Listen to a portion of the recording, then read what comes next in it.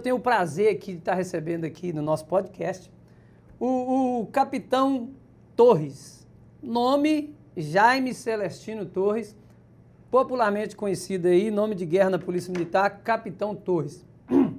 Capitão, 29 anos de polícia, né, pessoal? Então nós vamos explorar muito aqui hoje com quem realmente entende da segurança pública e também tem experiência com política. A gente vai falar tudo isso aqui. Capitão, seja muito bem-vindo. Primeiramente, obrigado por estar conosco aqui, né? Eu que sou fã da polícia, eu sou suspeito de falar porque eu sou fã da polícia, sou um admirador da polícia. Obrigado. Não é porque você está perto aqui, não, e principalmente a polícia de Minas Gerais. Eu sou fã, sou admirador e é um prazer receber você aqui, tá? Com muita alegria. E eu quero que você fique à vontade. Se apresente aí para o nosso público e fique à vontade. Ô, professor, eu que agradeço muito pelo convite, tá? O fato de gostar da Polícia Militar é mais um motivo para ter essa aproximação, né? Isso é bacana. Eu sou capitão já da reserva, quadro reserva da Polícia Militar. Me ingressei no ano de 1992, aqui na unidade do 14º Batalhão, em Ipatinga. Mas sou nascido em Santana do Paraíso, na cidade vizinha. Tive a oportunidade de trabalhar em outras cidades, Itabira, Belo Horizonte, Contagem, mas encerrei a carreira aqui de novo, em Ipatinga. Começou aqui e terminou. Terminei. Encerrou, né? Voltei para casa. Encerrou não, né, capitão? Ficou no stand-by. Vamos falar sobre isso, né? A gente reformado fica aí aqui. Na reserva, vamos dizer, né? Isso aí. E estamos aí, tentando Bacana. buscar o de melhor para o nosso povo mineiro sempre. Beleza. Capitão, você entrou na polícia e tinha quantos anos? Tinha 19 anos. 19 anos. E foi soldado, lógico, né? Soldado. Começou ali como soldado. E como soldado, você foi comandado. Depois você foi graduando, até porque chegou em capitão. E como capitão, você comandou tropa. Sim. E aqui eu pergunto para o senhor, nós já aqui no in-off nós conversamos, segundo ele, o capitão ficou 26 anos em operação, na operacional. Capitão, como é a hierarquia dentro da polícia? Só para os nossos internautas, que é um assunto bacana. Sim. Polícia e bandido chama atenção, capitão. É assunto que o povo gosta. Então, raras oportunidades que a gente tem a oportunidade de conversar com um policial militar que teve no operacional e hoje está na reserva. Então, eu pergunto para o senhor, como o senhor viu assim, essa trajetória sua na polícia? Valeu a pena? Se fosse para fazer, voltar atrás e fazer tudo de novo, você faria? Professor, sem sombra de dúvidas. Faria tudo de novo? Tudo de novo. Mesmo porque de onde eu vim é de um estilo de vida bem mais tranquilo. Eu era servente de pedreiro, né? Eu vendia chup-chup, engraxei sapato, então já vi uma vida bem difícil. A Polícia Militar então, foi quando a Polícia Militar, receptiva. mesmo que na época de vacas mais magérrimas ainda, que o soldo era bem menor do que hoje, não quer dizer que é bom, mas já tem um certo... vamos falar sobre isso, tá? Tá aqui, ó. Não é salário da polícia, como é que é? É o soldo. É soldo. Polícia não tem salário, já fica aí pra você, ó. Polícia não tem salário, tem soldo. E nós vamos falar sobre isso também, tá aqui na nossa... Mas continua, capitão. A gente tinha referência, né, de tio, policial, e eu tinha sido guarda-mirim aqui em Ipatinga, no ano de 1982, 84, e fui até 86. Então já teve aquela percepção militar que já teve essa formação, vamos dizer assim. Aquela disciplina, Disciplina, né? E tal. E passei a sentir bem com aquilo. Por necessidade, fui trabalhar de servente na Bahia Sul. Quando eu voltei, o concurso da Polícia Militar estava aberto e consegui passar no concurso, ingressei na carreira e foi a mão e a luva, né? E lá me envelheci até eu reformar, vim para o quadro da reserva. Bacana. Capitão, existe o policial da ativa e existe o policial da reserva. Né? Por questão de nomenclatura, muitos falam reforma. Sim. Reformado, reformou o polícia lá. E qual que é a diferença do policial reformado, o policial que está lá e já cumpriu no seu caso, 29 anos, né, de serviço prestado, e ele continua sob a disciplina militar, e como se dá? Ou ele desliga totalmente? Não desliga. Só desliga se for excluído por algum motivo, né? Então, uma vez policial? Militar sempre. Sempre militar. Subordinado lá ao Código de Ética da Polícia Militar, mesmo na reforma. Tanto é que a maioria de nós carregamos o posto ou a graduação, né? Sim. É o soldado fulano de tal, é o cabo fulano de tal, é o sargento fulano de tal, é o coronel. Sim, bacana. Nós carregamos essa nomenclatura militar, com muito, no meu caso pelo menos, né, com muita satisfação, né, com muito orgulho. E tem essa situação do policial da ativa, tem o policial que vai para a reserva e tem o policial que vai para a reforma. A reforma não volta mais. É por um motivo de saúde ou por motivo de idade. Sim. Ou ético, né? Às vezes o militar, mesmo no caso da reserva, ele pode ser reconvocado. Ele pode ser reconvocado. Novamente, para ativa. Para ativa. Ou voluntariamente, ou por força também de acionado, né? Ô, capitão, agora aqui é interessante. Deixa eu te explicar para você ver. Eu sou um cara, quem me conhece fala que eu sou meio acelerado. Mas eu também tenho, eu não sei se você conhece o estado do Paraná. Sim. Você sabe que o governador lá agora, Ratinho Júnior. Ratinho Júnior está com um processo lá no Paraná, justamente para trazer para a administração pública, olha que coisa, hein? Trazer para a administração pública os policiais que foram reformados e que estão na reserva. Olha para você ver, quem me conhece sabe que eu sempre defendi essa tese. Eu acho inadmissível, olha para você ver, você está com quantos anos agora? 52. Um homem com 52 anos de idade, 29 anos nas fileiras da Polícia Militar, na resistência, no combate direto a crime, há várias... Você viveu a segurança pública literalmente, e não tem como excluir isso. Então eu acho um desperdício total uma pessoa como o capitão Torres e tantos outros Brasil afora, 29 anos, prestou ali o seu trabalho, né, mais do que justo ir para a reforma e receber lá o seu soldo, mas eu acho um desperdício total não aproveitar esses homens, né? A mão de obra qualificada. A mão de obra qualificada. E aqui, recentemente, o governador Ratinho Júnior, aqui, se ele tiver a oportunidade de ver, eu mando um abraço para o governador Ratinho Júnior, se um dia puder conhecer, ele vai ser um espetáculo. Ele teve lá na televisão, Canal Livre, lá de São Paulo, e ele deu uma entrevista, eu acompanhei e eu fiquei maravilhado. Por quê? Ele disse o seguinte, olha, um dos jornalistas perguntou para ele, governador, questão da escola militar. Olha para você ver que coisa interessante. Ele disse assim, olha, quando nós assumimos no primeiro mandato, nós tínhamos acho que 26 escolas militares, né? E hoje são 312, até 15 dias atrás, quando eu assisti a entrevista. E ele falou que há uma fila gigantesca de diretores querendo transformar a escola pública, a escola comum, em escolas militares. Por quê? Ganhou disciplina, ganhou segurança pública, e ele está usando justamente esses policiais reformados, estão trazendo para a administração. Inclusive, mas estão vindo como? Com salário, ele está remunerando esses policiais e aproveitando eles na segurança pública, principalmente na educação. E aqui, eu sei que você é político, não tem como falar que você não é político, até porque se disputou aí um cargo no executivo da sua cidade. Vamos falar disso já já. Então eu te pergunto, capitão, o senhor como ex-policial, combatente lá, na ostensividade, no operacional, como você vê essa possibilidade de nós transformarmos mais escolas comuns em escolas militares? Você vê como positivo, como negativo? Tem alguma ressalva? Ou você, assim como eu defendo isso, e o governador lá do Paraná acredita que é um caminho assim, menos doloroso? Lembrando que hoje os nossos professores não são respeitados na sala de aula não, capitão. Todo dia a gente vê aí que estão fazendo com o professor. Eu não sei se você viu, acho que ontem ou anteontem, lá no estado do Amazonas, o próprio professor esfaqueou o diretor dentro do gabinete dele, dentro da sala de aula. Isso é uma loucura. Então a pergunta é o seguinte, você vê, assim como eu e o governador Ratinho Júnior, a escola militar para o futuro uma solução para a educação, ou você tem alguma ressalva? Discorra sobre esse assunto, capitão. Olha, eu vejo como positivo, sim. E aqui, só para reforçar, capitão, você como operacional da Polícia Militar, eu tenho certeza que você apreendeu, não prendeu, né? Prendeu muitos jovens acima do 18, mas apreendeu muitos adolescentes abaixo de 18 anos. Né? Então você tem essa experiência, então eu quero que você discorra com tranquilidade. É um assunto bem polêmico, né? Eu vejo como ponto positivo por conhecer o mundo militar, vamos dizer assim. Mas da mesma forma eu vejo que é uma questão utópica. Em face ao cenário político que vivemos, né? Nós vemos que a esquerda está no poder, não sei quando vai novamente dar uma oportunidade para a direita assumir algum cargo aí que tenha poder de decisão.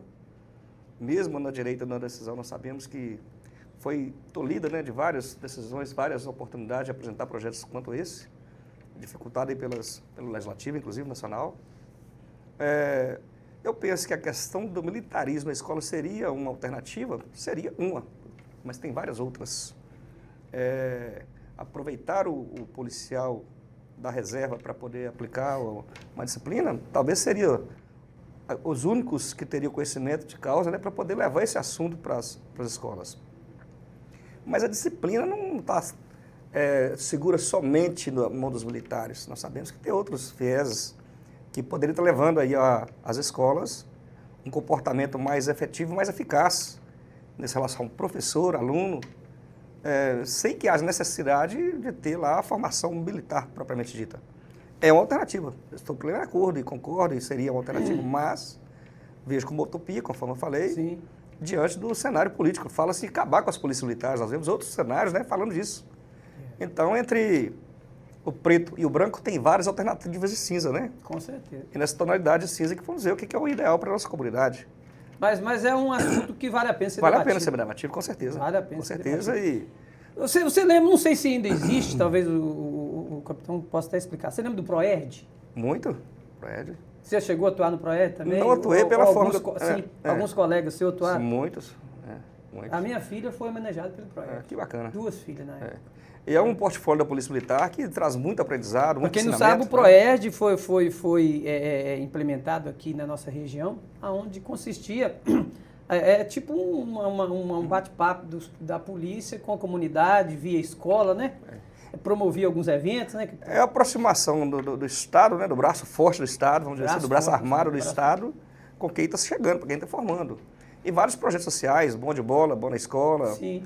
Tem vários projetos interessantes apresentados pelo PROERD que muito ajudou na formação aí, ética moral das nossas crianças. Né? Bacana, com certeza. Ô, capitão, eu acho que isso é uma opinião minha. Né? Você disse que foi servente pedreiro e foi lá para a Polícia Militar aos 19 anos. A polícia abriu as portas para você. Eu, particularmente, respeito quem pensa o contrário, né? Mas eu acho que para atuar na segurança pública, indiferente do país, eu acho que não é assim eu não vejo como uma profissão apenas. Eu vejo mais como um sacerdócio. É o que eu acredito. Né? Eu já tive amigos que foram abatidos na Polícia Militar, amigos de infância, né? E tenho familiares na Polícia Militar e vejo como um sacerdócio, porque hoje, por exemplo, nesse exato momento, vou até adiantar aqui a questão do soldo, eu não vejo como um atrativo a questão da remuneração, né? O salário de um policial militar que ingressa hoje na Polícia Militar. Eu acho muito pouco dinheiro para o risco que se corre. Né? Porque aqui eu vejo o capitão, 29 anos na Polícia Militar. E imagina que você, sempre que foi atender uma ocorrência, sua vida teve risco. Né? O cidadão comum, ele tá hoje, ele pode ser alvo da violência. Mas aqueles que estão na linha de frente, é muito difícil. Então eu pergunto para o senhor, o senhor acredita também nisso, que é um sacerdócio, não é nem pelo dinheiro? A pessoa que quer ser policial, ele quer ser mesmo? Olha, hoje menos do que do passado. Falava-se muito assim, aquilo tem o perfil para o policial. Antes você viu aqui no estúdio o colega comentando aí que deu polícia, ele é polícia mesmo, dentro da igreja, né? O cara nasceu para ser polícia. Poxa, tem aquele que vai, na que nasce já vem a fardinha junto, né? Nasce com aquela vocação, vamos dizer assim. Esse nome vocação, eu penso que ainda tem um percentual bem elevado dentro da instituição, mesmo porque, como você diz, é uma instituição onde está acontecendo o perigo, que todos estão correndo aquela situação, o profissional de segurança pública está indo ao encontro do perigo. Então, se não tiver aí essa vocação, ele vai se acovardar e buscar outros rumos. Mas há, sim, uma percepção de que, no passado, tinha mais essa percepção da vocação. Hoje, às vezes, como um cabide de emprego, como oportunidade de trabalhar, o concurso, né? Sim. Que transmite uma certa segurança. Mas, desde que o mundo é mundo, eu penso que existem os bons profissionais e os maus profissionais em todos os segmentos. Sim. Tanto na área da educação, na área da medicina, na área do direito, enfim. E a polícia militar, civil, penal, qualquer que seja a polícia, não é diferente. Tem os bons e os maus profissionais. Você tem ou não a vocação, cabe a ele se adequar a prestar um bom serviço. Se ele não tem a vocação, mas está fazendo um bom trabalho, que para a gente é o que importa. Né? O que o Estado busca é isso, a sociedade precisa disso. Essa boa prestação de serviço. O salário, capitão, você há de concordar comigo que não é atraente hoje, para quem está ingressando. Já vivemos tempos piores. Piores. No seu caso mesmo foi pior. Quando eu ingressei era muito Tem pior. um amigo meu, não sei se é do seu tempo, ele também já deu baixo aí. Ele diz o seguinte, que aqui na nossa região, diz ele que ele saiu com a patente de cabo, diz ele que houve uma época em que tinha um colete só, a prova de bala para guarnição. Eu acompanhei a época de veio o colete, que pra gente era Aí novidade. tinha que escolher na guarnição quem ia ficar com colete durante aquela ronda ali. Agora você imagina, você vê. Vivemos isso, inclusive, da própria tropa ter resistência em usar o colete. É uma coisa que a gente não precisava, não queria usar aquilo, né? Sim. Até que hoje, muito pelo contrário, o policial faz questão de estar com colete, inclusive verifica lá se as placas balísticas estão lá em condições de uso, né? Se porque tem validade. Né? Tem validade, Capitão, antes você já até adiantou aí a questão dos bons e dos maus. É também tema que da nossa pauta, não podemos deixar de abordar, né? Se você não quiser falar por questões éticas, por disciplina, estou perfeitamente compreensível também leve e bem tranquila. E a nossa audiência também vai entender. É como o senhor disse, existem os bons e os maus policiais. E nós sabemos que a polícia militar, de um modo geral, no Brasil inteiro, no mundo todo, muitas vezes ela é taxada pelo corporativismo. Né? E eu, particularmente, eu entendo que há sim o corporativismo. Não só na Polícia Militar, mas na advocacia, assim como na minha área, no Judiciário, no Ministério Público, na medicina, enfim. Esse corporativismo, às vezes ele não é tão explícito, mas ele existe. Talvez alguém por trás ali quer fazer uma proteção, etc. Tal. Mas nós sabemos que a Polícia Militar ela é muito rígida. Ela é muito rígida. E eu até estava discutindo outro dia com um sargento, amigo meu, irmão de infância, a gente brincou junto, a gente estava conversando sobre isso, que nós tivemos num debate, não é nem um debate, nós tivemos num simpósio, numa reunião que tratou justamente disso, a corrupção nas forças policiais. Porque hoje nós equiparamos, né, por força de decisão do Supremo Tribunal Federal, a Polícia Penal, a Guarda Municipal. Então hoje eu até acho que o caminho é esse mesmo, né, e tem um debate, se não estiver enganado, o Supremo entende também que até a guarda de patrimônio deve trabalhar armada. Então isso é um fato hoje e tem que ser. Como é que você vai proteger algo se você está desarmado?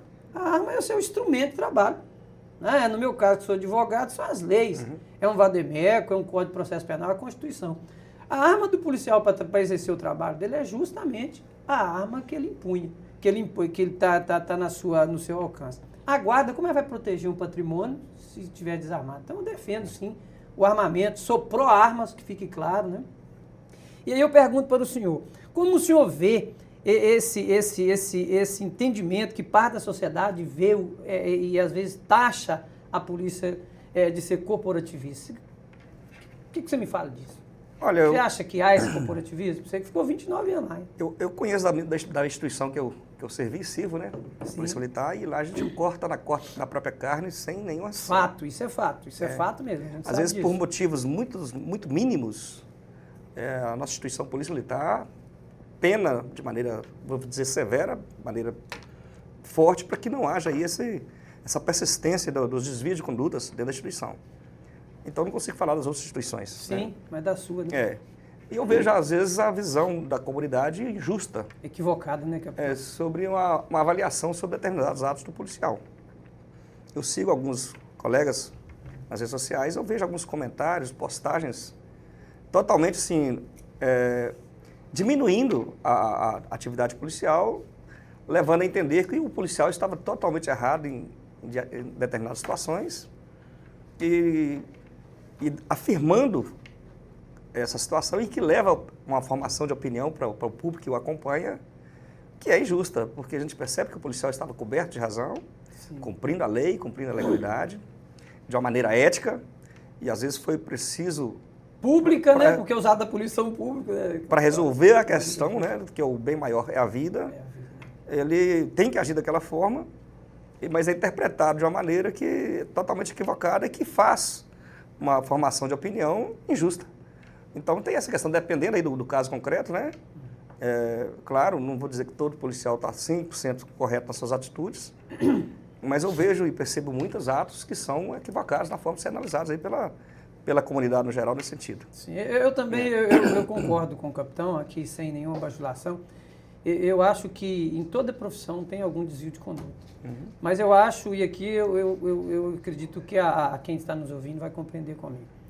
Em ficando comprovado um desvio de conduta, eu tenho certeza que a Polícia Militar, de um modo geral, é a que mais exerce isso aí que você falou, cortar na carne. Não tem dificuldade, Né? não é. E aqui eu faço uma crítica ao Poder Judiciário. Você vê que um juiz, quando ele tem um desvio de conduta, o que é a punição dele? Aposentadoria. Aposentadoria compulsória. Isso é um absurdo.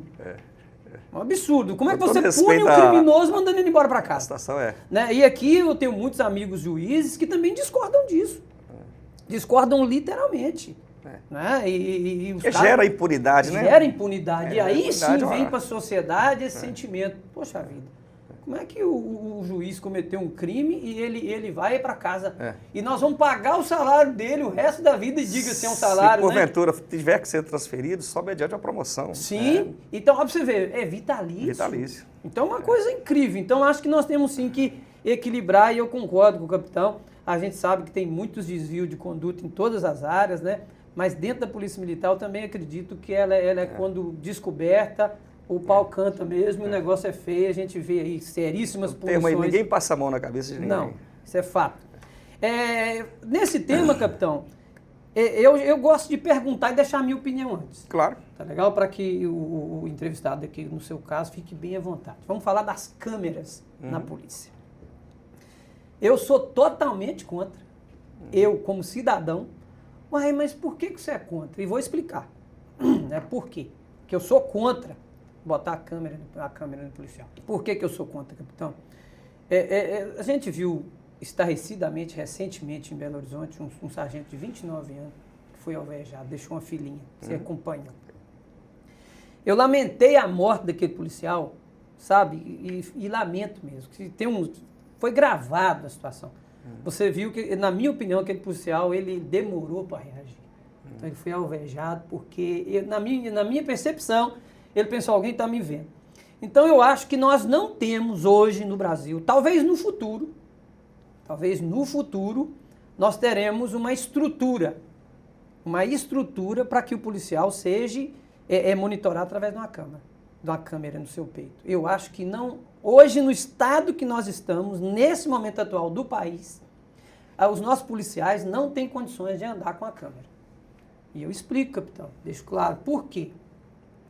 O nosso policial hoje, quando bota uma câmera nele, ele vai ficar inibido. Ele vai demorar a reagir. E a reação dele é fundamental para proteger a vida dele e a mim enquanto cidadão. Eu quero um policial, uma polícia, que esteja pronta para empregar o que for necessário para garantir a minha segurança e das pessoas que estão comigo. Então, eu defendo uma polícia altiva, tenaz e, acima de tudo, respeitada. Eu entendo isso. Eu estive nos Estados Unidos, vi algumas polícias lá nos Estados Unidos. Eu vi nos Estados Unidos, eu tive em alguns estados, 5 estados americanos, eu vi que as polícias lá, elas são municipais. Né? Eu vi algumas ocorrências lá, que aconteceram perto de mim, onde a gente estava, que chegaram 3, 4 polícias. A gente via que eram polícias diferentes por causa das viaturas. Aí eu perguntei para o colega que estava comigo, mas por que tem essas viaturas diferentes? Ele falou, Dinei, porque é uma polícia de cada cidade. Essa polícia da cidade, então eles têm que chegar rápido. Eles chegam na ocorrência rápido. E eu digo para o senhor, voltando ao assunto da câmera, capitão, por quê? Eu acho que o nosso Estado, ele não prepara o nosso policial. Essa é uma opinião minha. Talvez eu esteja enganado, equivocado, porque eu não estou lá dentro. Mas eu vejo hoje o policial vítima do Estado. Dinei, você é advogado, você tem alguns policiais aí como cliente? Tenho. E eu vejo os policiais vítimas do Estado. Por quê? Capitão, você há de concordar comigo. Evoluiu. Tudo evoluiu. Eu, para me tornar advogado, fiquei 5 anos na faculdade. Fui reprovado em 4 exames da OAB, só fui aprovado no 5º. Para se tornar um juiz, pelo amor de Deus, no mínimo 10 anos de estudo. Delegado, 8 anos de estudo. Um médico, 10 anos de estudo. Eu não acho que um policial, ele vai ser preparado em 9 meses de academia. Eu discordo totalmente. eu acho que não funciona literalmente, eu acho que é muito pouco tempo. Então eu acho que hoje no Brasil nós não temos essa polícia estruturada para andar monitorada com a câmera. Nós temos outros mecanismos, até mesmo ético, que é mesclar as equipes uma com a outra. É claro que a gente vê muitos escândalos aí acontecendo Brasil afora e mundo afora. Lamentável. Agora, quando a gente vê questão de câmera, principalmente, se você pesquisar no YouTube, aí você vai ver vários policiais americanos sendo alvejados com a câmera. Aquilo não entra na minha cabeça, capitão. Por quê? Então, eu defendo, sim, um controle interno, externo, dentro da Polícia Militar, mas eu acho que esse momento não é o momento de botar a câmera. Eu acho que nós temos aí um longo caminho que sair 10, 20, 30 anos pela frente para os nossos policiais andar monitorados e ter a tranquilidade, a percepção, olha, eu sou policial acima de tudo. E eu tenho que estar pronto para agir aqui, porque senão a minha vida está em risco e a vida do outro.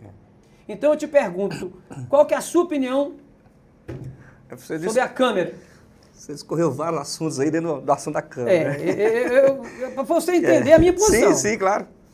Eu concordo, sim, que a câmera é um inibidor da ação policial, mesmo porque tem outros remédios para identificar se a ação foi ou não legítima, né? Legítima. As perícias, né? Sim, claro. A Polícia Científica estadual ou federal já demonstrou por vários crimes acontecidos no país afora aí que são capazes de conseguir chegar a uma verdade sem que haja necessidade de ter uma câmera, que seria uma alternativa também de mostrar o fato em si. Eu discordo quando você fala da formação. Poderia ter mais período para formar? Teria mais formação? Sim. Mas hoje o policial militar tem que ter um nível superior, 3º grau, né? E quando se fala de 9 meses, não é uma formação de 9 meses acadêmico, conforme o senhor fez o curso de Direito. Ela é intensiva, né? A gente sabe. Ela é intensiva, integral. O cara fica aquartelado. Aquartelado. Aquartelado, eu sei. Então, esses 9 meses, eles se multiplicam aí para um período X que eu não consigo mensurar na prática. Claro. Na teoria tem lá uma carga horária prevista, né? No exame até, mas na prática nós sabemos que o policial em formação, ele não está para dormir, ele está para trabalhar, ele está para aprender. E é um aprendizado muito intenso. E vem a matéria que estuda andrologia, né? Que já traz essa experiência desse policial quando no mundo civil, que vai favorecer também para o seu aprendizado e para a sua prestação de serviço. E ele nunca vai ser colocado para trabalhar no primeiro momento sem que tenha mais experiência já do que ele para dar o caminho. Enfim, seria interessante talvez ter um tempo a mais de formação? Talvez sim, mas não é talvez Eu não acho que esse é o ponto exclusivo. Acho que a Polícia Militar está no caminho certo mesmo, porque não tem trazido problemas. O policial recém-formado está trazendo esses problemas. A gente não consegue ter um estudo científico para falar que esse é um problema. Sim. Mas, quanto às câmeras, eu vejo sim como um ato inibidor. Vamos dizer inibidor da ação, né? Da ação policial. Sim. E é talvez um problema, sim, dele titubear e não agir de uma maneira que precisa pronto emprego. Por receio. Será que eu estou certo ou errado nesse momento, né? É um despreparo? Não, é falta de prática. O policial não troca tiro todo dia. Ninguém quer se meter no tiroteio, não está todo momento. Então, é inusitado uma situação, pelo menos no nosso estado, felizmente, né, na nossa região também, né, de que haja uma ocorrência, que há a necessidade real de que o policial faça o disparo. Quando falamos aí do Rio de Janeiro, é uma prática mais comum? Mas ainda assim, por mais que aquele policial esteja acompanhando ocorrências que tem a necessidade de efetuar o disparo de arma de fogo, a câmera, nós estamos aqui num podcast, uma coisa tranquila, que a gente está falando da maneira muito descontraída, mas há pessoas que se colocaram aqui para falar, ele vai ter dificuldade por saber que tem ali a câmera acompanhando o bate-papo dele. Claro. Justamente esse é o ponto. Então, dentro desse ponto de vista, eu concordo com você que realmente essa câmera vai trazer uma dificuldade do policial trabalhar com a liberdade de fazer aquilo que é o certo, não para fazer coisa errada. Claro. Conforme eu falei, né, que para as coisas, né, que se porventura estiver fora do contexto do que é o técnico, do que é o legal, já existem remédios, né, para resolver isso aí. Claro, controle interno. Então, quanto a emprego da câmera, eu também sou totalmente contrário. Não acho que é interessante. Eu também. Então, pronto. Nesse ponto aqui, a gente está... Eu acredito que a maioria ficou clara a nossa opinião. Você pode comentar aí, falar e discorrer e discordar de mim. Totalmente, liberdade sua. Capitão, antes de bater esse papo com o capitão, eu conversei com alguns policiais. E a gente vem acumulando essa experiência. Hierarquia dentro da Polícia Militar, e aqui eu vou deixar claro para o senhor entender. Hoje nós sabemos que para se tornar um tenente da Polícia Militar é concurso público. Uhum. E o jovem, o aprovado, já vai. Uhum. Acho que são 3 anos, né, na academia, em Belo Horizonte, se não estiver enganado, pelo que eu levantei aí. Uhum. É 1 ano e meio agora, porque exige o bacharelado em Direito. Sim. E aqui, capitão, aí eu conversando com alguns policiais, veja bem, eu tento ser claro, transparente e imparcial. Né? Nós sabemos que a hierarquia, ela é muito importante. Eu, como cidadão, eu não estou falando nem como advogado, tá, capitão? Eu, como cidadão, eu não consigo entender como é que você pega um policial que tem 20 anos de carreira, e aqui vai uma crítica, tá? Ao nosso sistema de aprovação para oficiais da Polícia Militar, para delegados de Polícia Militar. E vou explicar para o senhor entender a minha posição e poder eu aqui me localizar e deixar claro. Eu não consigo entender como um jovem aprovado para oficial, diga-se tenente da Polícia Militar, ele ingressa na Polícia Militar já como tenente, 25 anos, 26 anos de idade. Nós sabemos que ele já vai comandar, né? Na hierarquia ali, a patente de tenente, né, já está ali. Aí você pega um soldado, um capitão, um soldado, um sargento, um cabo, há 20 anos na polícia, o capitão Torres. Não entra na minha cabeça que esse know-how desse policial de 20 anos, capitão, eu não consigo entender por que esse policial que tem 20 anos de carreira, ele não vai comandar a tropa, capitão. E nós vamos entregar isso para um rapazinho de 25 anos. Eu fui outro dia num quartel, na audiência de um policial militar, eu fiquei chocado, um tenente, acho que 27 anos, todo respeito ao tenente, sabe? Mas eu não consigo entender. E para concluir, antes de passar para ouvir sua opinião, o mesmo eu vejo na Polícia Civil, capitão. O investigador está lá há 20 anos na polícia. Um garoto saiu da faculdade de Direito, é aprovado no concurso público para delegado. Capitão, ele vai chegar na delegacia e vai comandar aquela galera ali que está há 20 anos investigando. Aí eu te pergunto, capitão, eu não sou idiota nem tolo. Eu não consigo entender e aceitar que um policial que entrou como delegado, 25 anos, 26 anos, entrou, ficou lá na academia, vai comandar a delegacia, ele não tem o know-how do investigador de 20 anos, capitão. Capitão, eu acho que isso aqui é um problema gravíssimo que nós temos que, em algum momento, enfrentar. Nós temos que valorizar para a gente ter uma sociedade que... para a gente chegar onde a gente precisa chegar, capitão. Não funciona. O que o senhor acha disso? Professor, eu cito muito, mas discordo, senhor. Discorda também? Discorda. Então pronto. Então expõe aí o seu... Discorda aí. Quando o senhor fala daquele menino que está lá, aquele menino tem uma bagagem já de uma formação, né? Há mais tempo, a Polícia Militar formava o 2º grau dentro da academia. Era um curso de oficial de 5 anos. Olha, pessoal, o capitão está discordando da minha opinião, hein? Então presta atenção nessa resposta. Mas de uma maneira bem tranquila e respeito também seu posicionamento. Mas a gente ter essa vivência na caserna militar, a gente sabe o que é a formação militar. Quando você fala aqui, menino, se você conversar com ele, é claro, com devidas particularidades um para o outro, cada pessoa não carrega a mesma competência e capacidade que o outro, mas... Se você conversa com aquele menino que você está falando, tem lá de 23, 25 anos... Garoto, né? Ele carrega uma propriedade no seu posicionamento, ele carrega uma formação profissional e ele não perde de vista aquela experiência que você está falando. Aquele militar que está lá já com 20 anos de serviço, 25 anos de trabalho, ele é ouvido. Então é feito um conjunto, o policial não toma decisão sozinho. Eu estou falando, pessoal, da visão que eu tenho de fora, tá? Sim, é por isso que eu falo assim, às vezes eu estou discordando agora a visão de quem está lá dentro do sistema. Quando nós falamos, quando vem lá a formação do oficial hoje, 1 ano e meio, tem que ter o curso de Direito, ou seja, tem uma bagagem daquilo que preconiza a lei. Então vai ter 1 ano e meio, não é só 1 ano e meio de 4 horas diária, é full. Sim. Ele vai estar lá dia e noite por conta da academia. À noite está falando da formação, de manhã, de madrugada, ou seja, ele está formando 1 ano e meio e ele vem para a rua no cargo de aspirante, vem como estagiário, vamos usar o termo estagiário, para ser promovido ao posto de oficial para chegar a tenente que você está falando. Então não é assim, caiu no colo dele uma estrela, ele é tenente, hoje ele está mandando, não. Ele tem uma formação com muita propriedade, com muitos exemplos, com muita atividade, com muito teatro de operações na teoria e na prática. o tempo todo na academia, está saindo para o estágio, sai acompanhado com as pessoas mais experientes. E ainda não, raras vezes, quando ele chega para tomar uma decisão, ele escuta lá o antigão, né? Ele escuta lá aquele policial que tem a bagagem. E o processo que dá certo há 250 anos.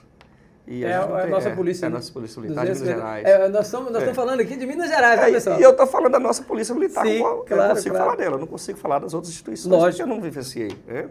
Então, nesse sentido, eu te falo, todas as instituições têm sua hierarquia. A Igreja Católica é um exemplo de hierarquia. Né? As empresas, eu tive a oportunidade de trabalhar de servente, eu sei o que é um engenheiro dentro da empresa, eu sei o que é um encarregado de obras, o que é um mestre de obras. Então, a hierarquia existe em todo lugar. E lá eu vi engenheiro menino. Que minha filha, capitão, ela é engenheira civil. Quando ela tinha 23 anos, acho que 23 ou 24 anos, ela foi para uma obra, tinha 75 operários. E ela é engenheira. Então você está falando daquilo que eu estou falando. Agora você imagina. Então ela, como engenheira, ela tem um poder de decisão na obra, Sim. porque ela que vai assinar os documentos, mas ela vai escutar o encarregado, ela vai escutar o mestre de obras, porque ele sabe na prática o que é a coisa. E ela, por mais que ela tenha aprendido lá nos bancos acadêmicos a teoria, os cálculos matemáticos, talvez ela não viu a coisa acontecer. E a mesma forma, vamos trazer aí, né, de uma maneira didática para a nossa, o que é a nossa polícia militar. A nossa situação, né? É um aspirante que chega, ele vai estar ali pegando o estágio, acompanhado no período de 6 meses, que chega lá para o tenente. Para que tome a decisão, muitas vezes ele vai perguntar um superior dele, ou até mesmo um subordinado, um par, para explicar o que é a decisão melhor naquele momento. Ah, bacana. Essa é a opinião do capitão, tá, pessoal? Então eu vejo se a formação da Polícia Militar é boa. Assim, excelente, é excepcional. Tranquilo, tá? beleza. Capitão, só quem conhece a academia policial e sabe o que é a formação, o que é a forja militar, consegue perceber o que é isso aí. Qual o tipo de homem que o Estado oferece para prestar serviço. Talvez seja isso, né? A visão que eu tenho E às vezes talvez seria diferente, porque eu estou de fora, né, capitão? Então a sua resposta é perfeita. Bacana, irmão. Acredito que esclareceu tudo. Vamos mudar agora, capitão? Vamos sair da sua vida militar e vamos falar de política. Tranquilo. Para quem não sabe, o capitão Torres também, ele é republicano, filiado ao Republicanos, e é um político também agora, que se desligou da polícia, ele ingressou também na política. Disputou o último pleito, né? Sim. Disputou o executivo aqui da cidade de Santana do Paraíso. Capitão, como o senhor vê hoje a política no Brasil de um modo geral? E aqui vai de novo a minha opinião, para você ver. Eu acho que nós precisamos ter mais policiais, mais militares na política. Assim como precisamos ter mais professores, mais empresários na política. Isso é eu que defendo. Né? Embora tenha projetos lá em Brasília querendo proibir os militares aí de entrar na política. Eu acho que isso aí é um negócio para frear literalmente a polícia, os militares de ir para a política. Né? Então eu pergunto para o senhor, como o senhor vê a política, como político, como o senhor vê a política hoje a nível nacional? Depois nós vamos falar da política regional. Sim. Olha, eu vejo assim, quando você fala de levar a polícia para a política, vamos tentar mudar o nome, eu prefiro assim que precisa levar mais disciplina, mais hierarquia para a política. Não que seja necessariamente um policial. A democracia ficaria atingida se falar, vamos levar mais policiais. Não, vamos tentar ver dessa forma. Eu penso que os poderes não têm que ser respeitados. Né? Nós vemos uma interferência muito veemente do judiciário. Hoje na política. Hoje na política, tanto ela interfere no poder executivo, no legislativo, e, infelizmente, às vezes, pelos representantes desses poderes terem aí alguma limitação de liberdade por ter cometido atos que ainda serão julgados, vamos dizer assim, acabam sendo subservientes e até submissos, né, à imposição aí de determinadas decisões judiciais nesse sentido. Então o senhor vê hoje uma interferência e isso atrapalha a política? Atrapalha porque... Afasta boas pessoas da política. Boas pessoas da política. Quando você falou que eu envolvi na política, a gente percebe que o dever nos chama, né? Claro. Esse ato dessa vida policial de 29 anos, defendendo a comunidade bem, vamos dizer assim, em busca do melhor para o social, a gente se depara com situações que fala assim, poxa, tem que ir pôr a cara. Tem que pôr. A gente tem que pôr a cara, a gente tem que tentar representar o povo de uma maneira diferente do que está. Sim. E nós vemos a nível nacional, conforme você diz, às vezes você vê um representante querendo manifestar positivamente, mas ele é tolhido, ele é impedido em detrimento da própria política, porque fala, o sistema vai engolir. Né? Vai engolir. Não vai deixar ele manifestar. A gente vê isso todo dia, capitão. Toda hora. Querendo apagar o brilho de um político que está surgindo. Jamais eu concordaria com a ditadura, jamais. Mas a democracia tem essa mazela. de repente, ela tendencia a não favorecer o que é bom para a maioria em face ao benefício próprio. Tipo assim, o representante do nosso, por pensar na reeleição, que é um assunto, né, a nível nacional, tem trazido aí a possibilidade de mudar essa reeleição, que eu discordo dela. Eu não acho que isso é favorável para o bom andamento dos projetos na sociedade. Fala-se... Você acha que o mandato só tá bom? Que aumente ele um pouquinho. Aumente Hoje se fala em 5 anos e fala, inclusive, unir né, as eleições, que seja 5 e 5 né? economia. Claro. Porque é caro organizar uma eleição, né? É porque se pega uma pessoa com 4 anos, ele quer mostrar serviço para ser reeleito, ele sabe que ele tem que prestar esse serviço, pelo menos maqueia alguma coisa, ele mostra que ele está fazendo o melhor, mas no segundo mandato, se ele não for um carreirista político, ele vai continuar fazendo aquelas mesmas atitudes de talvez vender uma imagem, uma ideia de que não é aquela entrega verdadeiramente. Nós vemos hoje, se falar da segurança pública do nosso Estado, nós vemos uma propaganda muito bonita de que a segurança pública desce daquele jeito. É até ruim falar do assunto aqui, mas para quem não está sabendo, nossas viaturas têm 8 litros de combustível para andar durante o dia. Isso é um tapa na cara da segurança pública. Quando fala do salário do policial, está defasado, é abusivo o que o governador tem feito conosco. Capitão, 8 litros não dá nem para fazer o patrulhamento da área, não, é? Mas, se você ver qualquer propaganda do governador, ele vai falar que está fazendo o melhor para o nosso Estado, está 100%. Segurança pública é uma coisa muito complexa. E por eu ter trabalhado na segurança preventiva, a gente sabe muito bem o que é, lá no passado, a dupla Cosmo Damião, né, a DCD, onde passava uma dupla que tinha efetivo para isso, que passava próximo à casa da família, próximo ao comércio, que ali só pela presença policial, que é a primeira expressão de força do Estado, é a presença. Né, já inibia a ação, desencorajava a ação do infrator. Hoje você não vê isso. Você não vê o policial transitando, porque não tem um efetivo. Então, reduzir o efetivo. Eu não consigo te falar precisamente o número de policiais hoje. Polícia montada não tem mais? Acabou. O GAT não existe mais na nossa região, capitão. Não tem mais. Eu tive a felicidade de operar na cavalaria, eu tive a operar... Cavalaria, a polícia de bike, né? Quem não lembra da bicicleta? Bike patrulha. Eu tive a oportunidade um dos primeiros, dos pioneiros aqui, do grupo que gerou o GAT na nossa região. E, conforme você disse, não tem mais esses grupos. É porque o comando regional não quer. Eu nem o conheço, né, para falar por ele. Mas talvez não é falta de vontade, é por falta de efetivo. Não tem efetivo, como vai colocar um policial especializado, sendo que não tem nem o arroz com feijão, que é o básico? Então, além de faltar... Sargento Marcelo foi do GAT, você lembra aqui na região de Paduas? Sim. Foi do GAT. Então, eu te falo que quando fala da falta do salário, da correção, né? Que deveria estar assim em dias para valorizar o trabalho profissional, vem essas questões também que ela atinge diretamente a boa prestação do serviço. Então a política... Combustível para a viatura não ter... A política, ela dá pouco subsídio para a segurança. Isso não quer dizer que a população está lá sem um devido apoio, que numa medida de necessidade, a Polícia Militar tem lá seus recursos, né, mesmo na falta do combustível para o preventivo, tem as equipes que vão lá para resolver o problema, não deixar o crime se promover de uma maneira desacerbada e acelerada. Mas isso aí, preventivamente, interfere diretamente aí no resultado final. É certo. O policial, se não passou na rua aqui agora, ele facilita a ação do infrator que quer fazer um furto, que quer meter um crime qualquer. Que já está ali monitorando, né? Então, aquele princípio aí de que a presença policial... É importante. Ela é importante. Isso é fundamental. Já perdemos no efetivo. Hoje nós temos um número de viatura e não tem o combustível para andar. Aí eu falo que o problema do governo, ele está passando por problemas, e passa por problemas que não tem o recurso para repassar e que dificulta isso. E a política está envolvida. E aí vem a política do nível federal. Né? Se não tem o repasse de verba, não tem como entregar o serviço lá na ponta. Capitão, direita ou esquerda? Como o capitão se define? Eu sou direitista. Direitista. Bacana. E ser direitista, na sua visão, é ser o quê? Deus, pátria e família é muito básico, né? Sim. Deus, pátria e família é muito básico. Eu discordo de algumas coisas. Não quero dizer que a esquerda é 100% ruim. Eu vejo o lado social da esquerda em alguns pontos positivos. Bolsonaro ou Lula? Bolsonaro.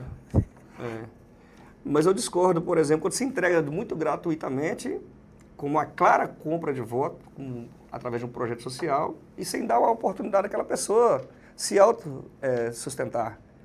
Eu acho que até mesmo para a questão da pessoa ter uma dignidade, né? Se você oferece emprego, oferece a capacidade da pessoa se autossustentar, seria muito mais viável do que você entregar. É o São Francisco, né? Ensinar a pescar e não dar o peixe. E não dar o peixe. E, aliás, isso foi o discurso que elegeu o Lula lá nos primeiros mandatos, né? Mas, ele dizia isso, que não ia, ele ia ensinar o povo a pescar. Eu lembro muito bem desse discurso do Lula. Capitão, 8 de janeiro, fale sobre um pouco do 8 de janeiro para nós. O que o senhor acha que aconteceu? Eu vejo, assim, conforme falamos anteriormente, uma interferência do judiciário muito grande, né? Eu vejo com a total liberdade do povo manifestar. Ali é um ato democrático. A manifestação é um ato democrático. Ato democrático. Governo que você não pode manifestar não é democracia. É claro, aquele que foi lá, que fez uma quebradeira, que ele paga pelo crime de dano, que ele seja responsabilizado pelo aquele crime que ele cometeu, que realmente ele perdeu o controle emocional. Há quem diga que houve ali interferência, inclusive... Alguns infiltrados.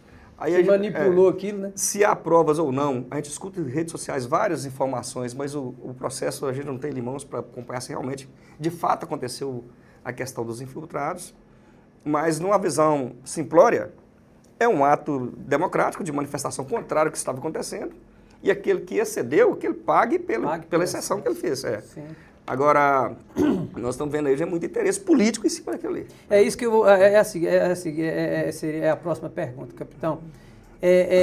Penas de 14, 15, 17 anos, é exagero? Na sua opinião? É uma covardia, né? É uma maldade com o ser humano. Nós vimos aí um traficante, não vou citar nome, que foi colocado em liberdade antes de ontem, que está até sendo muito discutido aí nas redes sociais. E há quem ovaciona isso, quem bate palma, colocou liberdade, que as pessoas parecem que há uma inversão de valores, infelizmente. Aqui, capitão, é importante dizer para o nosso ouvinte o seguinte, pessoal, para vocês entenderem, o capitão, só vou contextualizar o capitão, eu sou advogado, eu atuo muito na área criminal. É comum um preso, um réu por tráfico de droga, capitão, ele réu primário, menor de 21, tomar 1 ano, 10 meses de cadeia. É comum isso, tá, pessoal? Porque o juiz aplica a pena e vai aplicando as minorantes, as atenuantes. Dosimetria, às vezes... As dosimetria necessariamente vem para baixo. Então, eu também acho que... Aí deixa a minha opinião também. Eu também acho que as penas são exacerbadas, pesadíssimas. Né? A Débora perdeu o Mané 14 anos. E a detalhe é que a gente vê que é direcionado. Nós vemos casos que deveria ter uma mão mais pesada. Nós vemos casos de políticos aí bem próximo, um passado bem próximo, que cometeram comprovadamente crimes de corrupção, que a lei prevê uma pena, que foi comprovada aquilo ali, e hoje está sendo colocado em liberdade. Então, você acha que um dia isso tudo vai ser revisto e essas condenações vão cair? Qual a sua expectativa? No modelo que estamos... Eu estou falando com político agora, tá, pessoal? Eu penso que é utopia nós acreditarmos nisso. Infelizmente, o Brasil passa por uma situação que, se não tivermos medidas de mudanças dos nossos comportamentos, porque quando fala da corrupção, ela não é só dos órgãos, ela é da pessoa. Nós que falamos da corrupção temos que ter muito esse cuidado. Porque a gente escuta muito aquele que fala da corrupção, mas ele quer ter seu benefício. Ele quer colocar o carro no estacionamento irregular e chega lá o policial... Não pode multar. Não multá-lo. Quer dizer, fazendo isso? Então, nossos exemplos, isso se torna quase uma utopia, porque a nossa educação não está trazendo essa bagagem para que haja essa mudança comportamental no geral. Sim. Então, eu tenho pouca esperança nesse sentido da visão macro, né? Da visão macro.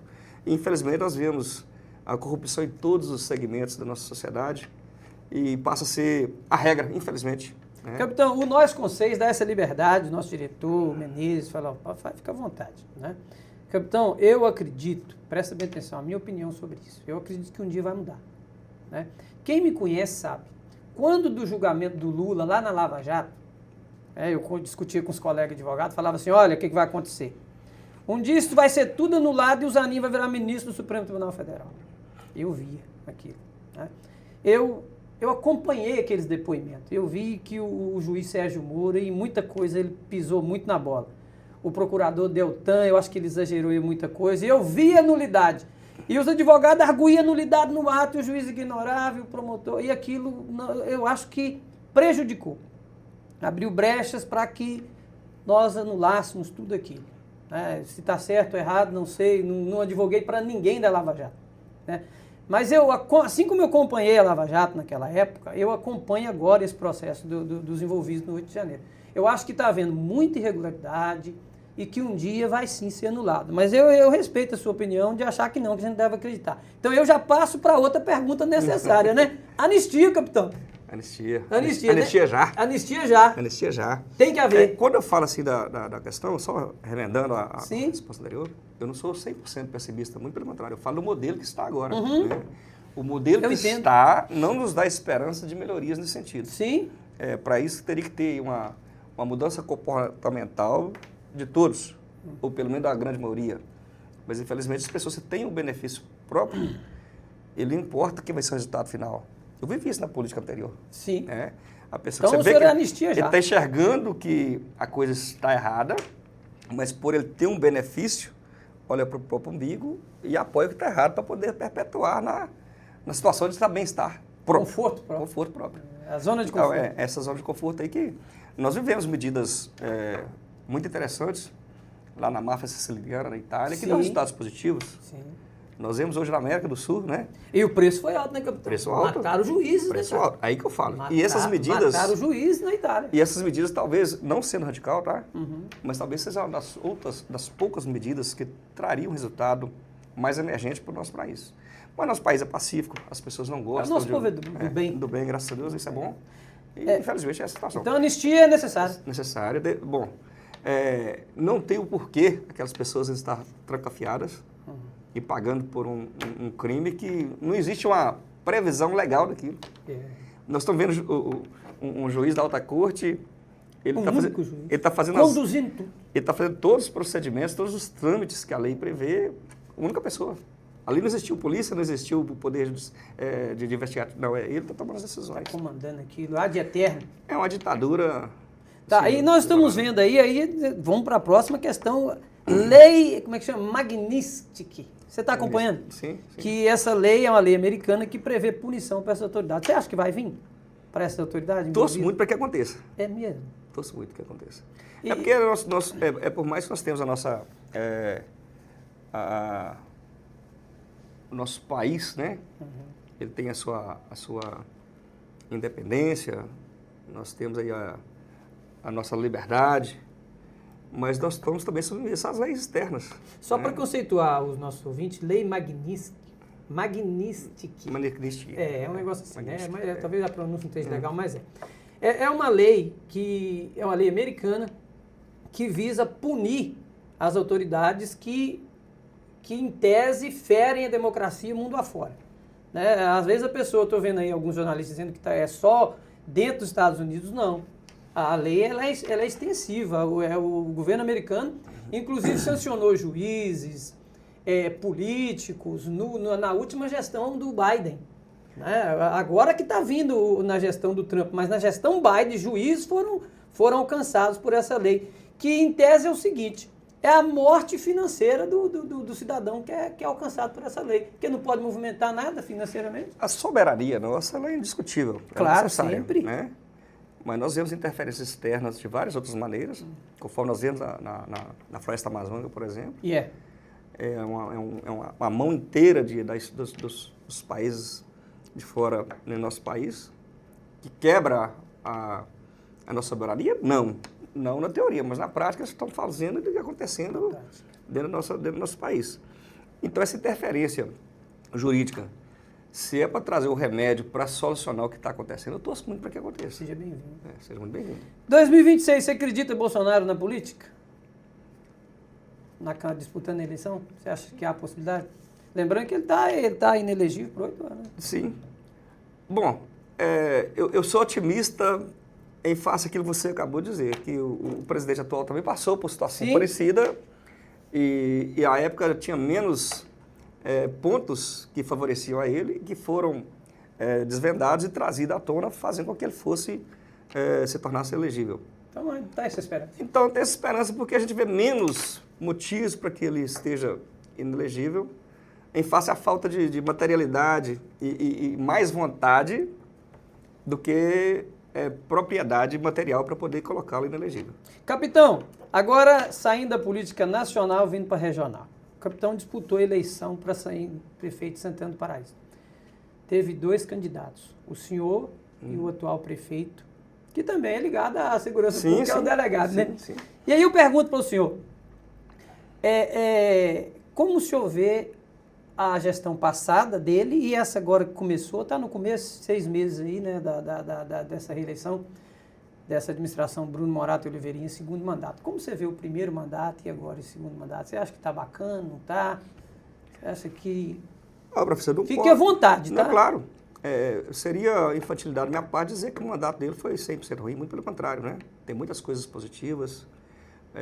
A forma dele trazer o marketing para Santana do Paraíso, expondo o nome dele, carrega a cidade juntas, né? E eu te digo que ele conseguiu colocar realmente o nome de Santana do Paraíso em voga. Em evidência. Em evidência, coisa que a gente não... isso é indiscutível, né, indiscutível, capitão? Verdade. Então, esse é o lado positivo. Ele usou, assim, uma boa forma de levar o nome da Santana do Paraíso para ser conhecida regionalmente. Eu discordo de alguns pontos, é claro.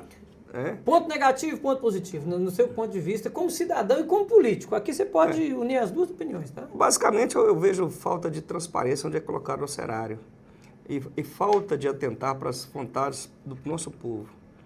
Nós vemos ali uma gestão formada, pela sua grande maioria, por pessoas de fora, que não conhecem aí as nossas mazelas principais. Nossa realidade. Então, às vezes, o político se olha muito da primeira pessoa, do singular, o que é bom para ele, para o time, e às vezes não está olhando para o que é o social, o que é comunitário. É um dos pontos que eu mais questiono, e com isso acaba levando goela abaixo informações que não é verídicas. Sim. Nós vemos muito uso da máquina em benefício próprio, tanto do 01, né? Como os demais assessores. Assessores ali, né? E, às vezes, aquele que discorda da opinião, às vezes é tolhido de maneira emergente, de maneira muito forte, né? Mas a liberdade de expressão da Santana do Paraíso é questionável. Nós não temos... Você acha que não tem? É só acompanhar as redes sociais e os processos. Eu consigo te falar 10 nomes de pessoas de Santana do Paraíso que foram processados pelo Executivo por ter discordado de alguma opinião. Aí fala, mas processou porque tinha motivo. Se fosse algum deles, teria sido condenado. Ninguém foi condenado. Ou seja, todos os juízes de primeira e segunda instância, até o momento, entenderam que o munícipe estava falando uma opinião, só uma opinião, não estava, né, cometendo crime. Não cometeu crime. Então, essa forma de expor o poder, ele está sufocando a população nesse sentido. Tem pessoas que você faz um comentário na rede social, ele é apagado na mesma hora. Lá da rede social? Não aceita. Não aceita aquilo que contraria o segmento da vontade de expor. O que é bom para a gestão é divulgado de maneira tranquila, né, com muita divulgação, inclusive, mas qualquer comentário oposto, ele é tolhido, ele é vigiado, ele é perseguido. Você acha que falta um pouco mais de liberdade? Muito mais, não é pouco não, é muito. Tá. É muita. Claro. Só te dar um exemplo disso aí, até tem vídeos na minha rede social, né, sobre o assunto. A gente tenta trazer um pouco da verdade para o nosso povo, que eu ainda consigo ver que estão... claro, uma boa conversa é de bem grado para qualquer pessoa, né? E o nosso gestor conversa muito bem, ele consegue expor de uma maneira muito tranquila para as pessoas e consegue convencer. Na prática, não entrega tudo aquilo que fala. Agora, no mês de janeiro, fevereiro, né? Um vereador eleito fez um documento pedindo ao Executivo um contrato para a prestação de serviço. Vamos falar daquela ciclovia que está sendo feita. Que é do industrial até o centro da cidade. E o serviço aqui para nós não tá bacana não, hein? Tá péssimo, né? Não, eu passo ali e fica aí, ó, doutor Bruno, aquele serviço ali não tá fino não, aquilo ali tá te manchando, hein? O que acontece? Tá muito ruim aquele serviço ali. aquilo ali, eu fui lá, eu fiz um vídeo da situação. Colocar a culpa em chuva? Poxa, quer dizer então que é uma obra então que não pode chover? Foi uma chuva diferente. Poxa, já está tudo bagunçado. Não tá uma obra que está feia. Ela está feia. Estão tentando arrumar, mas não está ficando legal, não. E vai ficar ruim. Do jeito que tá, não vai ficar aqui que é esperado. Ali, igual eu falo no vídeo da minha rede social, o professor que... Eu não vi o seu vídeo, estou sendo sincero, tá? Depois eu vou até procurar. Eu mostrei lá que... Você gravou lá? Gravei lá no local, mostrando que há muito tempo, né, nós pensávamos ali, nós que falamos gestões, né, falava assim, ter um acostamento ou uma ciclovia, já é projetos antigos daquilo ali. Aí um exemplo, se é benefício, ele fala assim, a ideia é minha, bacana que seja, mas vamos colocar em prática com a qualidade que nós precisamos, né, e merecemos. E nós vemos lá que é ruim demais a forma que foi feita, tá? Gastando o erário, se é do Estado, se é do município, de qualquer maneira, passa pelos nossos impostos, é público. E eu fui à rede social, falei dessa qualidade da prestação de serviço. Foi processado não, né? Nesse ainda não. Ainda não chegou nada. Pode ser, tem vários. Não, o executivo de processou? Várias vezes, Eu não sabia. Mas não, vou falar disso em breve, não vou vir para a rede social para falar, porque até então o juiz nenhum entendeu que eu cometi nenhum crime. Ô, prefeito, tá pegando pesado, prefeito. Não podemos falar, cara. Não pode processar a oposição, não. Não podemos falar, cara. Se falar, a gente é processado, mas bacana que ele tenha essa liberdade. Um convite para o prefeito aí, para você vir aqui, você rebater isso aqui. Claro. Tá de porta aberta para você. Seria interessante até bacana, debate? Porque eu nunca tive a oportunidade de conversar com ele, mas eu tenho respeito. Onde é que eu vejo? Respeito homem, cargo, homem, né? Claro. Pessoa. Não, eu também tenho muito respeito pelo Bruno Morato. Tá? Mas ele sabe de onde é que eu vejo, atravesso e pego na mão dele. Eu fico meio constrangido, não sei se eu fico ou não, mas é meu estilo de vida, cara. Eu não tenho essa preocupação. Eu não tenho nada contra a pessoa. Vou corrigir aqui, pessoal. Se propor um debate, eles vão falar como é que é propaganda eleitoral antecipada. Não é possível, não. Mas um bate-papo seria possível. Mas então, diante daquela, não sei se foi pelo vídeo que eu fiz, mas um vereador eleito agora nessa É isso que eu ia pedir você para voltar nesse assunto. O vereador requereu Ele foi lá e fez o pedido, não teve resposta. Aí ele requereu à Câmara, os próprios vereadores, pelo que consta e pelo que está lá na reunião, foram literalmente induzidos pela gestão através do seu chefe de governo, chefe de gabinete, Sim. a votar contra a situação do chefe de gabinete, mandar o cara não falar. Aí, com isso, os vereadores negaram para o outro vereador acesso, né, ao secretário de obras para levar lá o contrato, para explicar o que está acontecendo na obra. Então, isso veio ser um tapa na cara da democracia, da transparência, da publicidade nas obras Foi públicas. negado esse contrato, capitão? Foi negado, cara, está lá. Mas e a lei da transparência? Eles só acionaram a mandado de segurança. Eu acionei o Ministério Público para isso. E? Até então não vimos resposta. Tá aguardando. Eu espero que esteja andando. Eu espero que, inclusive, isso seja o motivo das nossas obras lá. Está andando, está tentando melhorar, né? A gente está vendo lá máquinas da empresa, máquinas da prefeitura, homens de empresa. Não está no portal da transparência o contrato? Não alimenta o portal da transparência de maneira eficiente. Aí já tem uma falha, tá? Não tem. Uma falha grave aí, porque os atos da administração são isso, se você entrar lá, você vai ver que falta muita coisa. Não tem. Houve até uma determinação do Ministério Público para que isso fosse mais feito. Não só de Santana do Paraíso, outras cidades por perto, como você está, né, em respeito à gestão de cada um. Mas o nosso portal da transparência não é transparente. Ele não é. São vários atos assim que nos deixam chateados aí e não concordar com a forma de gerir. Para mim, que sou nascido em Santana do Paraíso, que conheço a nossa história de perto. Sua família é de lá, né, cara? Meu pai foi vereador por 4 mandatos. Sim. Foi o primeiro presidente da Câmara Municipal de Santana do Paraíso. Fala o nome do seu pai aí, meus caras. Meu pai Zé Vitor Torres. Sim, mas a galera tá vendo aqui. Zé Vitor faleceu há 5 anos. Foi vereador lá na vereador, cidade. 4 mandatos. 4 mandatos. A época em que ele foi vereador na gestão de quem? Do Mundico? Na primeira gestão, onde o Antônio Luiz, na Maneca, veio falecer, meu pai foi eleito ali e foi o presidente da Câmara primeiro. Sim. A gente não vê nenhuma homenagem do nome do Zé Vitor, porque ele era um cara da verdade. Que bacana. Um grande homem. Sim, com certeza. Um grande homem, deixou pra gente uma referência, deixou pra gente um legado, né? Lógico. De bondade, de simplicidade, de gostar do que é certo. Capitão, e diante disso, como você se vê no futuro, na política? Depende do cenário, depende do momento.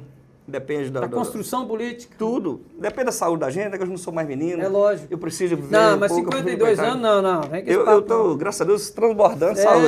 E vai continuar, se Deus quiser, queira, né? Se Deus quiser. Mas eu preciso aproveitar aquilo que eu plantei um pouco mais. A gente sabe que a política é desgastante, né? Mas não está fora do seu radar. Depende do cenário. Sim, claro. A gente precisa ver os nomes que virão. Se a gente enxergar um nome bom, que a gente acredita que possa trazer bons resultados para o município, que venha com mais vontade do que é geral e não pessoal.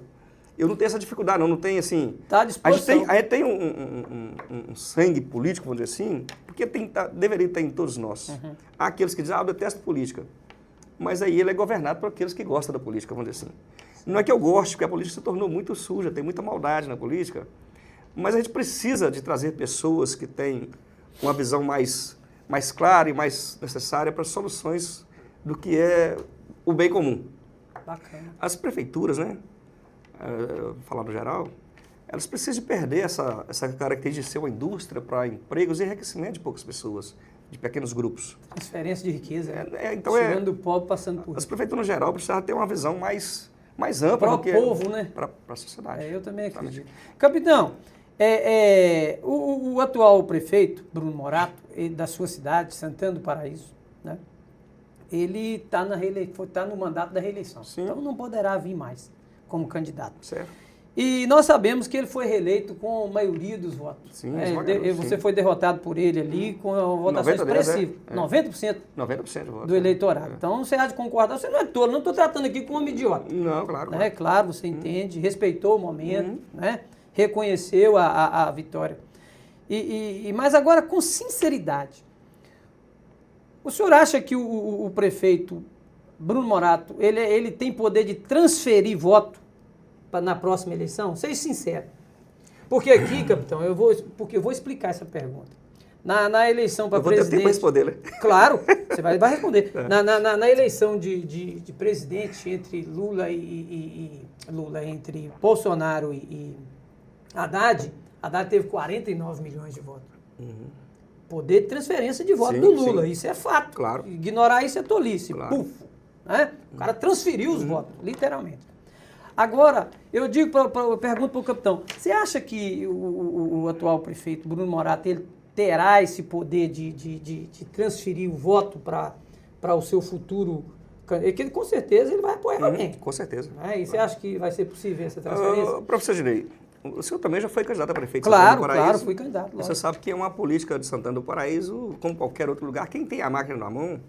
Usa ela. Tudo é muito favorável para que ele se perpetue e se permaneça no poder. A não ser quando haja alguns vacilos, né? E eu consigo entender que é o seguinte, na eleição anterior, eu me candidatei até por ver uma necessidade de ter uma oposição, que ela é muito benéfica aí para a democracia e para o bom andamento da cidade. Já dizia o poeta, toda unanimidade é burra, né? Aí, então, quando as pessoas falam, você foi derrotado com a quantidade esmagadora de votos. Quando fala em percentual de 10% aproximadamente, é um número muito baixo, para principalmente quem não conhece como foi o lançamento da nossa candidatura. Mas quando você fala de 1.800 e poucos votos de pessoas que te acreditou... É voto demais. Muita gente acreditou no projeto do Capitão Torres, que inexistia na política de Santana do Paraíso. Foi uma votação expressiva. E vou te falar uma coisa, professor. Os 3 primeiros anos da gestão passada, não houve nenhuma oposição. Ninguém falava de oposição. Quando eu tomei conhecimento de algumas coisas que nos deixaram ver a necessidade que houvesse ali uma concorrência, eu procurei políticos da cidade, já renomados, tradicionais. Inclusive, eu converso com o senhor sobre esse assunto. Sim, né? Lembro. Para ver um candidato, para ser opositor, para poder disputar a eleição, que não podia deixar ali, como se não houvesse uma pessoa com capacidade para representar a nossa cidade. Tinha que ter uma alternativa. Tinha que ter uma alternativa. Fato. E porque não é 100% bem feito o trabalho que está lá. Eu discordo de muitas coisas que tem no município. Reconhece o trabalho em claro, reconhece áreas, aquilo, né? Que acertou, mas tem muitas coisas que a gente vê que deixou muito a desejar, e muito mesmo. E isso não podia deixar, falar, não teve nenhuma pessoa aqui para concorrer. Então, diante da situação, eu volto a falar naquilo que eu disse lá atrás, da questão da nosso posicionamento policial, né? Sim. O dever nos chama. E diante da minha procura de ter um representante para poder se candidatar, até para a gente dar um apoio e tentar levantar a bandeira de alguém, e todos, né? Eu não vou dizer que se covardaram, é porque vi que o cenário não dava para ser eleito e tal. Eu sabia da dificuldade, não, eu tinha certeza que tomar uma gestão da forma que estava ali era praticamente impossível. Mas tínhamos que dar a oportunidade para o nosso eleitor que consegue enxergar as mazelas do município, as falhas que tem na gestão. E essa sua votação deixa claro que você não está sozinho. E aí eu te falo mais, no ano da eleição, eu fiz uma pesquisa, lá no primeiro mês, no mês de janeiro de 2024, eu fiz a pesquisa. Aí, professor, eu te pergunto, qual o percentual que tinha aceitação do capitão? 0,5%. Quantas pessoas conheciam o capitão dentro de Santana do Paraíso? Mais de 92% não conheciam o capitão de Santana do Paraíso. Então nós tivemos aí 10 meses de trabalho de campanha com pouco dinheiro, pouco recurso, pouco investimento, pouco apoio no sentido de ter a coragem de colocar o nome. São várias pessoas que votaram no capitão Torres que não podiam falar que votou no capitão Torres, diante dessas ações que eu te falei anteriormente. De perseguição, sim, de maldade. Se é comerciante, vai ter lá um fiscal visitando, vai ter um fiscal.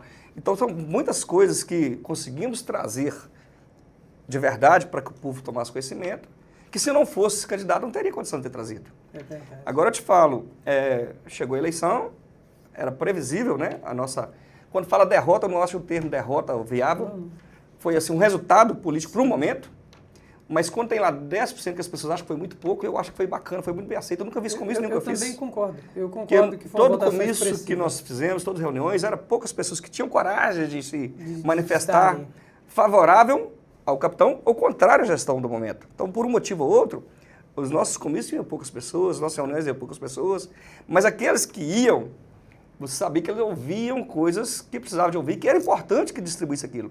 E aquelas poucas pessoas que participaram dos nossos encontros conseguiram divulgar a ponto de chegar aí a 1.800 e poucas pessoas acreditarem no projeto e ver que realmente precisa de mudança. Então, professor, quando começa essa gestão desse mandato, eu espero que ele faça o melhor, que ele cumpra aquilo que se prometeu na sua campanha, apesar de eu achar que muita coisa foi só para um momento político. Por exemplo, as escolas. O camarada fala que fez 5 escolas, até agora não entregou nenhuma. De posto de saúde, quer dizer, não foi entregue nenhum. O marketing é uma coisa muito bem feita e ele é interessante, ele tem que usar mesmo, ele está certo, ele está fazendo o papel dele. Agora, ele não teve no mandato anterior uma pessoa para tentar mostrar a verdade. E desse mandato eu faço questão, daquilo que eu vejo, que é capaz de trazer à tona coisas que o povo não está enxergando, eu vou trazer. E trago e te falo mais. Eu me tornei hoje referência na cidade. Eu não falo só oposição, eu sou oposição que é errado, aquilo que é certo tem que bater palma. Claro. Mas eu recebo, se abrir meu telefone, eu vejo várias pessoas denunciando coisas que eu falo, poxa, eu não vou falar desse assunto. Mas está vendo o capitão como uma referência de ele levar problemas que deveriam estar sendo resolvidos. Aí nós vemos, mas por que não para a Câmara Municipal? Infelizmente a Câmara, com respeito demais aos nossos vereadores, todos estão lá com seus méritos, todos com suas competências técnicas e pessoais, mas deixa a desejar nesse sentido de fiscalizar. Quando vê uma situação dessa de negarem, por exemplo, o pedido lá de um próprio companheiro para ter acesso a um contrato, ter acesso a um secretário de obras para explicar um problema dentro da cidade e eles negam, é uma submissão assim, escancarada. E nós precisávamos que esses poderes fossem independentes, né? Independentes, que tenham a sinergia, que tenham a harmonia, mas que se respeitem. E lá não percebemos isso. São vários fatos, professor, que a gente recebe de populares, de munícipes que já acreditam no capitão. Eu vejo lá, há poucos dias, a pessoa marcou lá um problema na sociedade, expôs, né, um vídeo, e a primeira pessoa que marcou foi o capitão, quer dizer, vai lá ver, capitão. Que bacana, obrigado pela credibilidade. Marcou o vereador, marcou o prefeito, mas marcou o capitão. O que eu enxergo nisso? Poxa, está vendo o capitão como uma referência de mostrar a verdade que o povo ainda não conhece. Eu usei lá um termo na nossa campanha, assim, as pessoas precisam tirar as vendas dos olhos e parar de ouvir o canto da sereia. Sabemos lá que o canto da sereia, né, é uma mitologia, né? Canta, né? Canta. Seduz. E às vezes as pessoas nem sabem o significado disso. Mas vivemos na cidade, é muita propaganda, muito marketing, sim, muito resultado, mesmo porque a cidade hoje capta, professor Didaí, é mais que quase o triplo do que se captava na gestão anterior. Sim. Então, a fonte de renda do município aumentou em face, principalmente, ao último censo demográfico, né? Sim. Onde a população aumentou, e com isso o repasse diverso. 44.800 moradores, de acordo com o censo. E um detalhe, houve também criação de impostos pela gestão atual que favorece a captação de recursos. Sim. Houve criação da taxa de recolhimento de resíduos sólidos, né? Houve um aumento considerável do IPTU. Nós sabemos que quem pagava IPTU X paga 3, 4x a mais. Meu IPTU aumentou lá, hein, prefeito? Então, Gostei, não. Não, às vezes é necessário, eu não acho que está errado. Só que essa captação de recursos, ela tem que ser devolvida para a comunidade. A gente não está vendo isso. Eu vejo a porta da minha casa, que é a avenida principal, cartão postal da cidade, a chegada do município. Eu vejo lá um barro lá que ele perpetua na seca, na chuva, ele está lá, quer dizer, tá lá poxa, aí cadê o imposto que eu pago? Eu tenho um veículo, com todo respeito, com toda simplicidade e humildade, que eu pago para ele, para o veículo eu tenho um IPVA, que ele é convertido por uma parte do município, a metade. 50%. Então, camarada, Você eu não vejo. onde é que está meu Onde é que imposto? está? Não vejo. Capitão, mas aqui, rapidamente agora, a pergunta. É a pergunta que eu fiz. Você acha que em 2028 está em aberto? Com certeza. Mesmo porque, você falou, o atual gestor, ele chegou no interesse político dentro da nossa cidade. Nós vimos com muita clareza, quando ele colocou o pé na função de delegado, ele usou todo o momento, uma forma de ser visível, né? E jogou lá uma pá de cal na gestão anterior. Na hora que ele fez a prisão de uma liderança, ele fez a prisão como o caçador de corrupção, resolveu o problema da corrupção. Nós não vemos órgão de imprensa dentro do município, professor Direi. E no dia da operação da Polícia Civil dentro da prefeitura, a imprensa estava lá. A galera tá lá. Então, quer dizer, houve sim. Ele está certo, ele usou lá o meio que ele tinha para poder se promover. Não Justo, vou falar que né? é justo. Do ponto de vista, não vou dizer justo, pode ser antiético, pode ser imoral, mas é legal. É Usou, legal, né? Capitão, olha aqui. Muito bom bater esse papo com você. Fiquei muito feliz. Já quero te convidar para um próximo.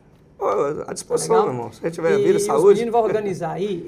Vai ser um debate político. Certo. Político, né? A gente está fora da época de campanha. Eu gostaria muito que você participasse. Vamos ver se vai ser uma roda política. Eu estou em contato aí nós estamos em contato com alguns políticos da região e dada a sua importância hoje no cenário político de Santana do Paraíso e da região, dada a importância da sua pessoa no cenário político de Santana do Paraíso e dada a importância de Santana do Paraíso no contexto regional, então eu acho justo você compor essa mesa, vai ser um prazer, uma honra ter você conosco, já fica o convite. Se tiver vida e saúde, o convite aceito. Vai participar comerciante, políticos, profissionais liberais, professores e vamos discutir o Brasil. Que ótimo. Legal? Capitão, muito obrigado. Eu que agradeço pelo convite, pelo obrigado do fundo do coração. E lembrando que semana que vem vai estar conosco um vereador de Santana do Paraíso. Que ótimo. Fábio Alessandro. Um abraço para o Grande vereador pessoa. Fábio. Abração, Fábio Alessandro. E também mandei um convite, foi mandado um convite para a única vereadora de Santana do Paraíso. Era a Milda. Rapaz, mas só tem uma. Você imagina, né? Então, mais mulheres representando a nossa. Espero que ela aceite esse convite e venha estar conosco aqui. Capitão, muito obrigado. Que Deus te abençoe, que Deus continue te guardando aí o resto da vida e que você não perca esse sacerdócio, tá? Que é preocupar com o nosso povo, a segurança pública, e que você não saia da política e que você convença lá no clube dos militares, lá, seus colegas reformados lá, virem para a política, porque, na minha opinião, eu acho que nós precisamos, sim, dada a hierarquia e disciplina dessa galera. Muito obrigado. Eu que agradeço, meu irmão. É isso aí, um abração, pessoal. Tamo junto, que Deus continue nos abençoando. Um abraço. Tchau, gente. Nós com vocês. Tchau, obrigado.